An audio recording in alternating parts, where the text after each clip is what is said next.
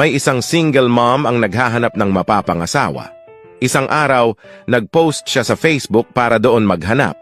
Looking for, lalaking mapapangasawa.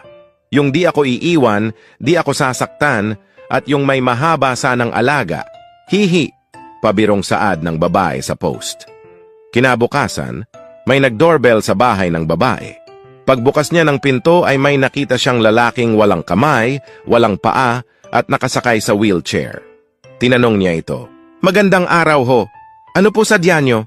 Sumagot naman ang lalaki ng, "Nabasa ko yung post mo sa Facebook na naghahanap ka ng mapapangasawa. Pwedeng-pwede ako." Natawa lang ang babae dahil sa unang tingin pa lang ay bagsak na ito. Kaya tinanong niya ito ulit, "Seryoso ka ba? Sige nga. Meron ka ba ng mga hinahanap ko sa lalaki? Di mo ba ako sasaktan?" Sumagot naman ang lalaki ng, "Kita mo naman, wala akong mga kamay,